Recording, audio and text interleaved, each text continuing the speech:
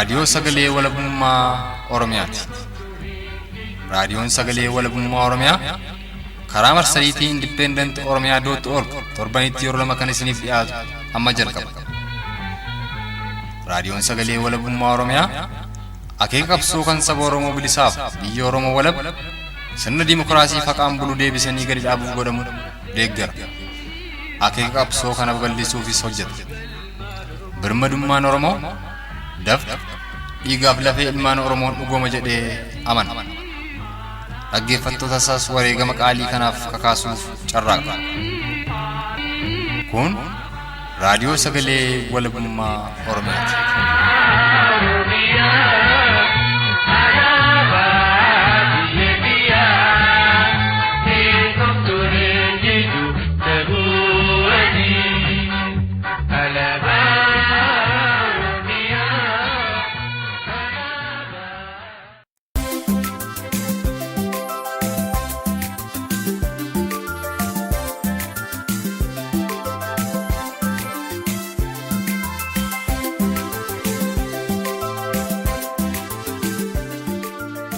Bitootessa 26 bara 2016 nagaan keenya fagoof dhiyoorraa nu caqasaa jirtan hundatti sinaa dhaqqabu dhaggeeffattoota keenya kabajamu akkam jirtu jechuun eegalla. Qophii keenya guyyaa har'aa qabannee isiniif dhiyaannee jirra.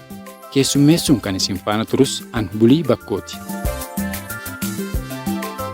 Oduun qophii keenya jalqabarratti isiniif dhiyaatu ta'a. Qophiin yaada dhaggeeffattootaa fi dhaamsa raadiyoo sagalee walabummaa Oromiyaas walitti aanuun isiniif dhiyaata. Isin dhaggeeffattootni keenyas haga xumura sagantaa keenyaatti nu waliin turaan afeerraa keenya. Oduu keenya guyyaa har'aaf gara falmattuu lammiittan isin dabarsa.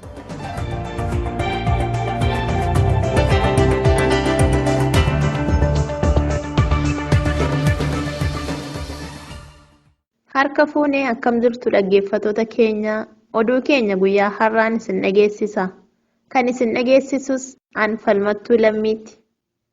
Mormiin uummatni Oromoo diddaa sirna kolonii wayyaanee irratti baatilee 4 oliif adeemsisaa jiruu fi tarkaanfisuu kanneessaan humna loltoota wayyaaneen uummaticha irratti fudhatamu akkuma itti fufetti kan jiru yeroo ta'u, haaluma kanaan guyyaa gaafa bitootessa 25 bara 2016tti mormii jabaan godina Jimmaa aanaa Limmuu keessatti barattoota Oromoo magaalaa Hambuyyaan gaggeeffamaa kan oole akka ta'ee fi guyyaa gaafa bitootessa 23 bara 2016tti godina Wallagga Bahaa aanaa Giddaa Ayyaanaa keessatti mormii uummataan adeemsifamaa ture irratti barataan Girmaa Darajjee Ayyaanaa jedhamu tarkaanfiidhaanicha hamaa hidhattoota mootummaa wayyaaneen irratti raawwateen lubbuun isaa darbuu odeeffannoon maddeen keenya irraa arganne ni ibsa. Odeeffannoon qabu bakka eeggaddafaa makiinaa kan kaampaasii jajjabaatee kaleessa mana barumsaa biiftuu kan ta'e farraatti loltoota gaggeeffamaa turedha. Eeggaddamoo makiinaa kaampaasii sabarsaa akka jajjabeeffame namni hin jiru. Ijoolleen kaleessa isaa yeroo bakka eeggadda guyyaa darbee aanaa isaarraa namni kaleessa darbee kaleessa miidhaan ga'e jiru. Aanaa giddaa isaa mana giddaa ayyaana giddaa baatee kan mucaa tokko kan barataadha. Namni akka kan mucaa jiraadha. Achuma godina Wallagga Bahaa magaalaa Naqqamteetti mormiin kun baatiiwwaniif osoo addaan hin dhaabbatin kan ture yoo ta'u, guyyaa gaafa 23 fi 24 bara 2016tti barattoota manneen barnootaa sadarkaa lammaffaa fi qophaa'inaa Naqqamtee garaagaraan falmaan mirga abbaa biyyummaa Oromoo jabaatee adeemsifamaa ooluun dhaga'ame. Gabaasa dabalataa xiiqiin dhugaasaa akka itti aanutti isiniif dhiheessa. Baatiiwwan 5 darbaniif godina Wallagga Bahaa magaalaa Naqamteetti mormiin mirga abbaa biyyummaa Oromiyaa mirkaneeffatu walitti fufiinsaan gaggeeffamaa turuunsaa ni yaadatama. Haaluma kanaan torbee kanas barattoonnii fi uummanni Oromoo magaalaa kanaa mormii isaanii kan itti fufaa jiran ta'uu yoo dhageenyu nus dhimma kana qulleeffatuuf gara magaalaa Naqamteetti bilbiluun dhimma kana ilaalchifnee jiraataa magaalaa Naqamtee tokko dubbifneerra.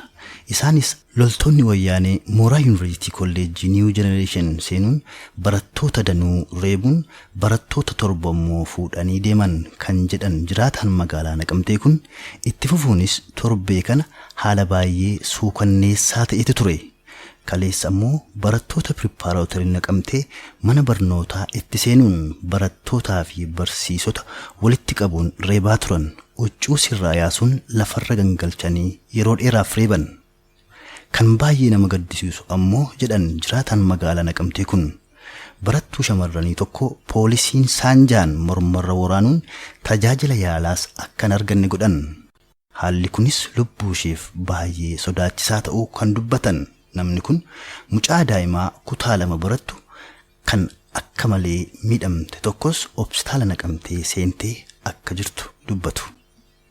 Torban kana keessa immoo haala baay'ee hamaa suukanneessaadha kan ture. Fakkeenyaaf kaleessa roosii ka'ee barattoonni pireparaatooriyaa iskuulii gaafa isaanii dhaqanii barnoonni jiru jedhanii barattoota reebanii kan isaan deebisanii jala barnoonni jiru booda kan baratan jedhanii ari'anii. Barattoota mana barumsaa kan gaafa kun barattoota pireparaatoorii naqamtee jechuudha. Barattoota kutaa 11ffaa 12ffaa utoo kanan godhin dura gaafa facaasaa wal galanii ijoollees barsiisaas waan arganii hundumaa reebaa turanii daayikteera pireparaatoorii barbaadnan pireparaatooriin daayikteera qofaatti malee isaa fuudhee hoogganaa jeneraalii malee jedhanii qubanii saakana arganii hundumaa reebanii wayyaa irraa baasanii baay'ee si ajaa'iba. Daandii irra deebisa ijoolleedhaan asfaaltii irra wayyaa irraa baasanii kan isaan deebisaa turanii baay'ee kaleessa immoo dhaabatanii eeganii barnoonni hin jiru jedhanii immideetilee yeroo sana ijoolleen barnoota mana baane gaafa jettu gara askiitti gadi bu'anii askiin baay'ee kolleejjiidha tokko haga 12 qabannis. Yeroo kana ta'u ijoolleen achi gaafa ga'anii achiis immoo jeequmsa kaafanii ijoollee reebanii kan si ajaa'ibu si gaddisiisan egaa akkamitti akkan ibsu hin beeku. Mucaa shamaraa tokkoffaa poolisiin kan inni Tuubee waraane saanjaadhaan waraanee mormatti kana amma du'aaf jireenya gidduu jirti hospitaala naqamtee jirti mucayyoon tun. Kanas barattuu shamarranii kanas poolisootaan kan isheen saanjaadhaan waraanamte morma ishee kana keessa. Isayyuu sa'aatii dheeraaf tiriitimentiin hin kennamiiniif ture koliidarii mara akkasumatti hospitaala ibsanii yeroo nu dhannee ilaaluuf jennu immoo namoota akkamiyyuu kan isaanii bakka achi dhaabatanii akkuma nama mooraa waraanaa godhanii hospitaalasi nama eelii ta'e malee nama barataa kana ta'e malee hin galudhanii baay'ee waan jechaa turanii. Ammayyuu hin baramne wanti barame hin jiru du'aaf jireenya gidduu jirti. Mucaa tokko mucaa kutaa 2ffaa barattu tokko kan si ajaa'ibu mucaa kanas dha'anii mucaa xinnoodha. Gaafa ishee mucaa sana ijoollonni gaafatanii irra carraasaa argattee hin seenne itti arganne maal taatee dhuftee mudannaan kaabiniin na dhee kaabinoota na reebe. Mucaa xinnoodha kan si gaddisiisu dhugaa dubbachuu danda'an jedhee mucaa daa'ima ijoollee daa'imadha. Kana fa'aadha kan jiru jechuu barbaadeen. Walumaa galatti kaleessa ijoollee shamarranii gara nama 3dha kan isaan dha'anii keessumaa ishee kana kan baay'ee miidhame isheen kun waraanamte waan ta'eef warreen kaan immoo billaan kan rukutamanii isaanii oomaan jedhanii waan lubbuu rakkisuuti kan isaanii garuu kan ishee kana ammayyuu sanuma hin beekamne ammayyuu haalli fayyaa ishee hin baramne jechuu barbaada. Egaa amma kan sirraa dhagaa jirtu lumaa gala magaalaan naqamtee haala hamaa keessa jira jechuudha. Har'a kanarraa kan maaltu jira? Kaarraa kan immoo barattoota warraa iskuulii harrayyuun dhufiin haadhanii deebisanii boor dhuftu ganaasanii gaafa jimaataa dhuftu boortan dhufu warra waabii sinii ta'e sana barbaanne jedhanii har'a maatii sana kan isaanii walitti qabatanii jiran warri mana barumsaa biiftuu naqamtee haayiskuulii kutaa 9ffaa 4ffaa immoo akkasitti afaan qawween hin barannu amma yoomitti miliitarisaan bullanuuni afaan qawween hin barannu jedhanii isaanis jeeqanii kan isaan mana barumsaadhaa ba'anii hiriiraan ba'anii. Bitootessa 24 mormiin barattoota Oromoo magaalaa Naqamtee itti fufee jiraatu kan dubbatan jiraataan magaalaa Naqamtee kun mormii mirga abbaa biyyummaa Oromiyaa mirkaneeffatuuf gaggeessaa jirru kana hanga galmaan geenyutti booddeetti deebi'uu hin qabnu. Erga jedhanii booda itti fufuunis anuma dabalatee ilmaan Oromoo biyya keessaa falmaarra jiru eenyuunuu halaa heeguu hin qabnu. Erga jedhanii booda haalota magaalaa Naqamtee keessa jiranii fi Oromiyaa guutuu keessatti mul'ataa jiran haala kanaan dubbatuun dubbii isaanii goolaban. Ani akka kootti akka waliigalaatti kan ta'uudhaa qabu wanti amma sadarkaa kanarra jiru itti caaleetu itti fufuu akka qabudha. Qabsoon amma kanarra jiru kuni kanarrayyuu fooyya'uu qabaadha. Kanarrayyuu fooyya'insa agarsiise. Uummanni kun immoo hundumtuu waliin ta'ee walitti itti qabachuu qaba. Wanti inni kaasumoo yuunifoormiitii ta'uu qaba. Ani immoo erga dabarsu maalla yoo jette naannii gama koodhaan jechuudha. Dhaloonni kamiyyuu anas ta'e namni kamiyyuu taa'ee warra biyya hambaa jiru eeggachuu akka hin qabnedha. Maaliif yoonaan jettee fakkeenyaaf taa'ee OLF hin eeggachuun OLF kontribuushinii kanaan dura godheera waan isarraa eegnu hojjeteera jechuun qabaa jedha dhaloonni kamiyyuu jechuudha. Qabsoon kun immoo ammallee sadarkaa kana caalaa fooyya'ee itti fufuu akka inni qabudha. Itti fufuu qaba qabsoon kun itti fufuu qaba. Ammas waan tokko kan si biraan geessisuu yaaduu jechuudha. Amma maalti jirti dabartee ni jirti beektaa. Amma saayitii kana saayitiitti walii keenyaa walitti buunu utuu hin taane utuu nanii sitti yakkuu dhiisee arra dhiiga kee baasaa waliyyuu saayitiitti natti deebite naanna loltu utuu hin taane anaafati mudaasuu walirraa qabnu dhiibbaa miidhamatu nani sitti darbee jirutu kan walirraa qabnu kan atiizmee nuuni saayitii ammaana waliin taaneeti kanneen diina ni nyaataa jiru, diina saba keenya nyaataa jiru, diina lafa keenya saamaa jiru, qabeenya keenya saamaa jiru kana ofirraati diina kana dhorkuu qabnu qabnu. Haaluma wal fakkaatuun mormiin uummatni Oromoo mirga abbaa biyyummaa isaa dhugoomsuuf taasisu tibba kana magaalotaa fi aanaalee godinoota Oromiyaa danuu keessatti geggeeffamaa kan ture yoo ta'u, bakkoota mormiin kun keessatti adeemsifamaa turan keessaas muraasni Bitootessa 22 bara 2016tti godina Hararge Lixaa aanaa Habroo Hardaa Madda Jaalalaa, godina Hararge Bahaa aanaa Miidhagaa Lolaa magaalaa Miidhagaatii fi godina Qeellam Wallaggaa aanaa Anfilloo ganda Gaarjidaatti falmaan kun jabaatee taasifamaa kan oole ta'uu odeeffannoof maddeen keenya garaagaraa irraa arganne bal'inaan dhugoomsu.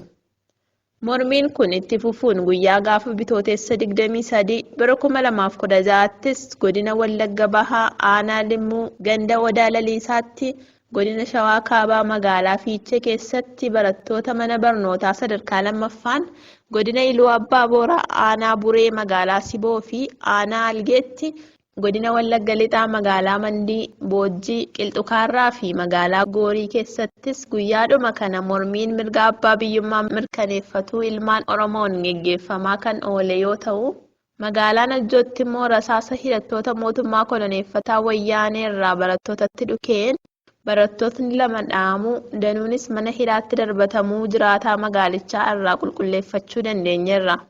Gabaasa dabalataaf Xiiqii Dhugaasaa.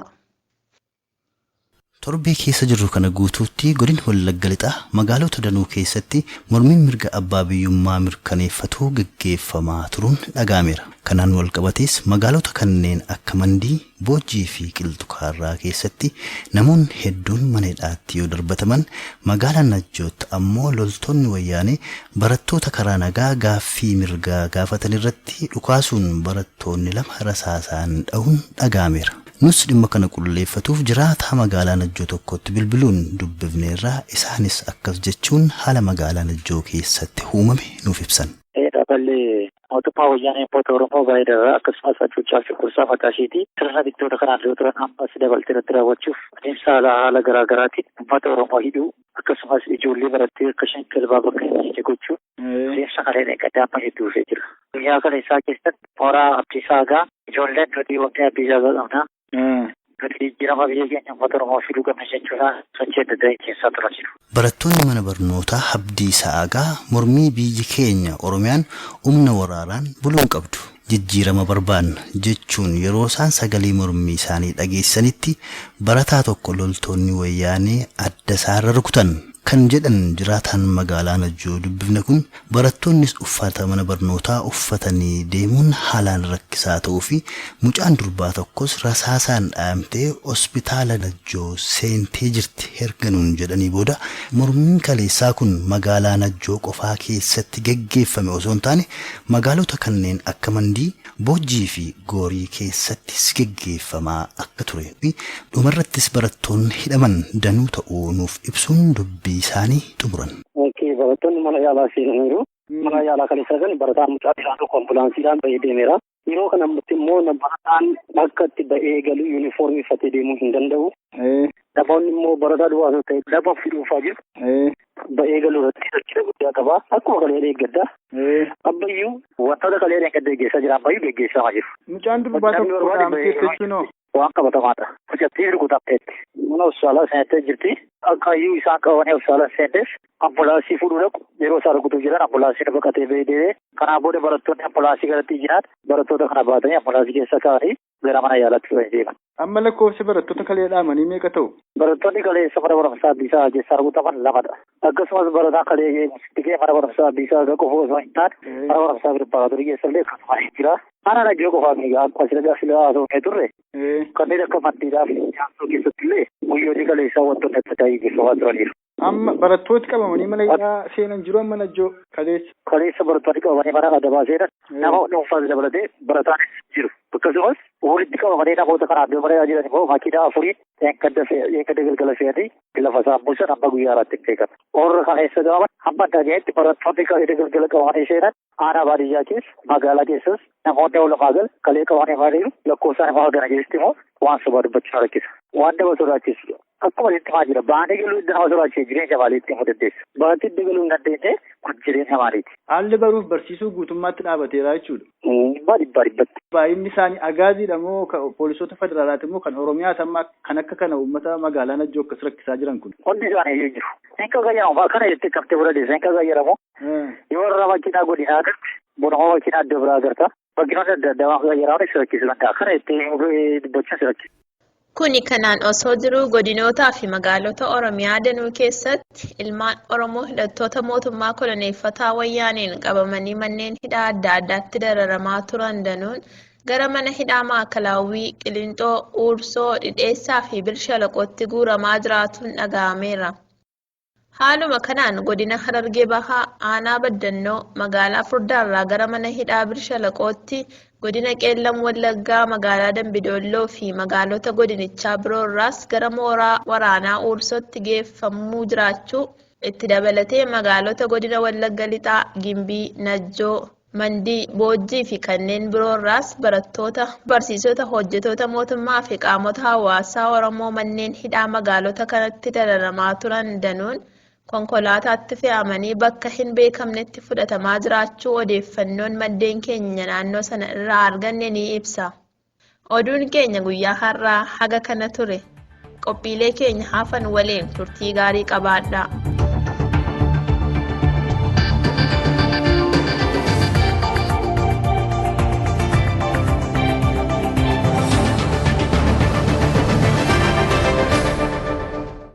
Kan dhaggeeffachaa jirtan raadiyoo sagalee walabummaa Oromiyaati. Qophiileen keenya ammas itti fufa. Keessumaa filattee goota Oromoo nyaattee yaabiyyee Wallaggaatti nambistee abbishee garbaa nyaattee yaabiyyee Shawaatti si nambistee Taaddasaa Birruu nyaattee yaabiyyee Harargeetti nambistee Lamoo Qilxuu nyaattee yaabiyyee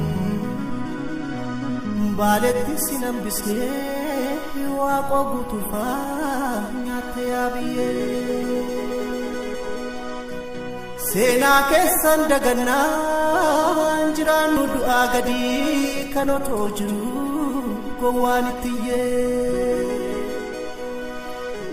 Ilaayaa lammii koo goota ofii gaafa jiru aarsu gaafa du'e faarsu nomaa qoodan qabdu Ilaayaa saba koo otoo lubbuun jiru qananiisi lakkii egaa goota qabdu yoo goonni jiraate bilisummaan qabdu.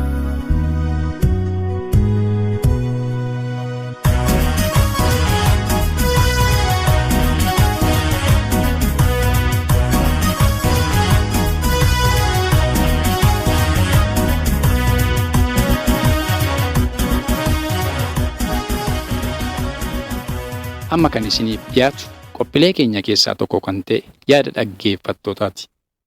Qophii kanas odaa tarkaa qaba. Yaadi dhaggeeffataan keenya Caayaan Galmoo Oromiyaa Yuunivarsiitii Amboo irraa nuuf barreesse tokkos akkana jechuun eegala.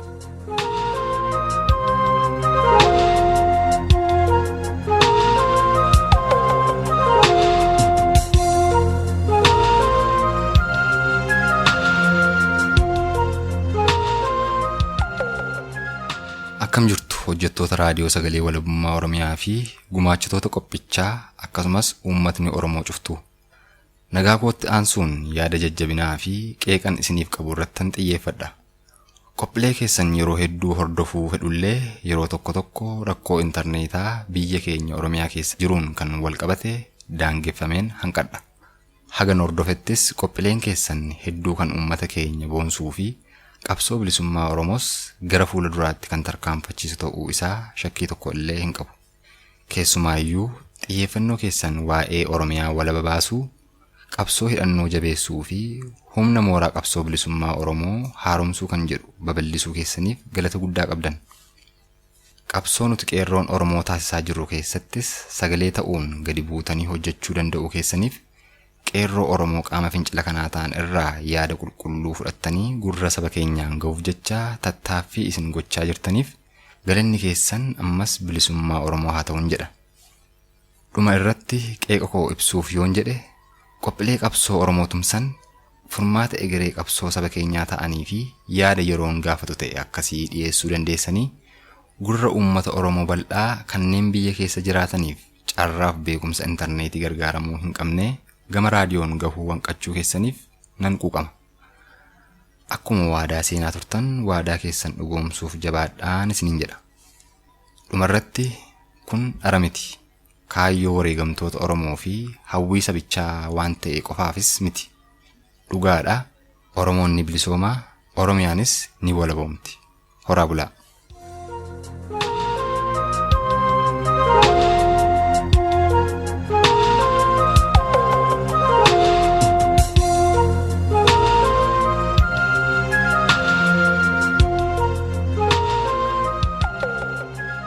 Itti aanuun dhaggeeffataan keenya Qaanqee Birmadummaa jedhamu magaalaa Finfinnee irraa nuuf barreesse tokkos akkana jedha.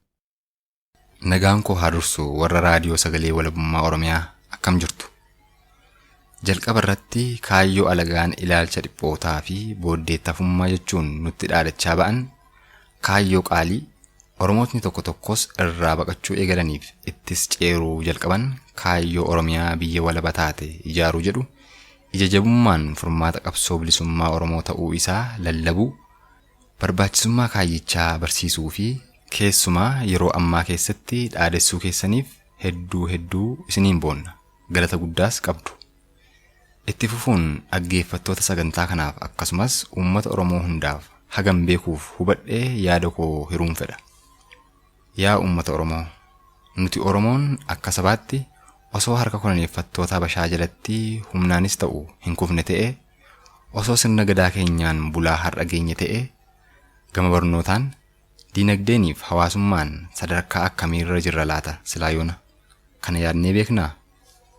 Itti fufuun Oromiyaa kan keenya taatee hin beekne kana, kan nuti maqaa isheen bullee kaanee dhaadannu, kan alagaan albuuda isheen duroomee waan ta'u dhabaa jiruuf, kan ilmaan Oromoo akka walaatti irratti qalamaa jiran kun, kan alagaaf dachee boqonnaa taatee ilmaan Oromoof dachee gaddaaf wawwaannaa taate kun, kan isheen dhugaadhumaan biyya Oromoo kan Oromoon irraa fayyadamu, kan irratti wal horee jiraatu, kan irratti baratee, qotee, qoratee, basha'ee jiraatu ta'uu dandeessu, gaafa abbaa biyya keenyaa ta'uu dandeenye qofa ta'uu ni dhugeeffattu laata. Itti dabalataan abbaa biyya keenyaa ta'uu kan dandeenyu gaafa waraana ijaarrannee, daangaa biyya keenyaa kabachiisnee, humna alagaa tokko malee irratti murteessuu dandeenye qofa ta'uu ni beektu laata. Yoo beektan kan dhiigni keenya itti dhangala'uu qabuuf lubbuun keenyas itti wareegamuu qabdu daangaa biyya keenyaa Oromiyaa sararree kabachiisuu irratti haa ta'u. Hin shakkinaa, dhugaa tokko yookaan waliin teenyee argina yookaan ilmaan keenyatu taajjaba ta'a. Innis haga daangaa biyya keenyaa hin kabachiisnetti abbaa biyyaa ta'uu hin dandeenyu. Yoo abbaa biyyaa ta'uu hin dandeenye ammoo bilisummaan jennee wawwaannu kun hiikni isaa maalinni? Itti haa yaadnu. Yaa Oromo, alagaan fedhaaf haqa keenya irratti nu gargaarre yoomuu fira nuuf ta'uu hin danda'u. Diinni haqa keenya irratti abbaa ta'uu fedhus yoomuu diinuma. Hin qaanfannu, hin leeyyaanu. Oromiyaan dhiiga ilmaan isheen ni walaboomti, sabni Oromoos tokkummaaf humna isaan ni bilisooma. Galatooma.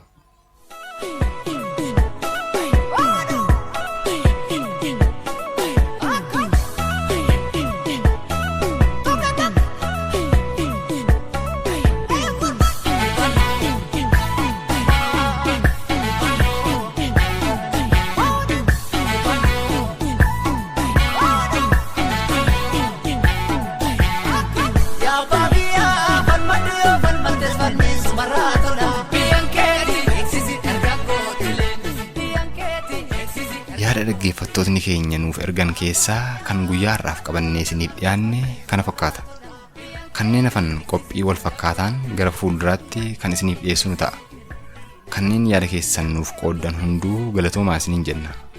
Warri bifuma wal fakkaataan yaada qeeqaa yookaan kan nu tumsu qabaattan iimeelii keenya voice.ioromia@gmail.com jedhuu fi toora feesbuuka keenya walabummaa oromiyaa jedhuun yoo nuuf barreessitan ergaan keessan nu qaqqaba. Qophiilee keenya yeroo hunda hordofuu yoo feetanis tiwutarii keenya @independent/oromiyaa jedhuu fi fuula feesbuukii fi yuutuubii keenya independent oromiyaa jedhu follow, like akkasumas subscribe gochuu hin dagatinaa. Odeeffannoo dabalataa argachuufis marsariitii keenya www.independentoromia.org jechuun argachuu ni dandeessu.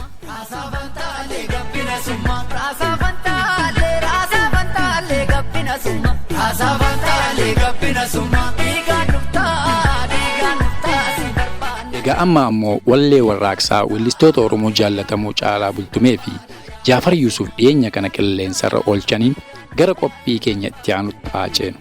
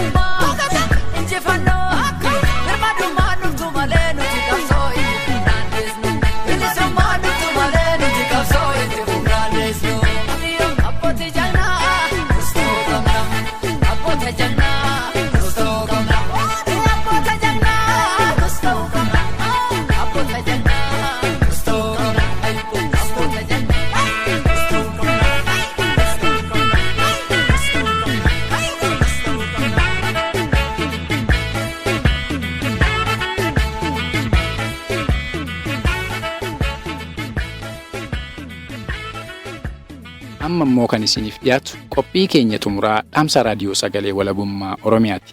Qophii keenya kanaaf gara odaa sabaattan isin dabarsa. Anis gama koon haga sagantaa keenya itti aanuun walitti deebinutti nageenyi uumaa isin faana haa jiraatun jedha.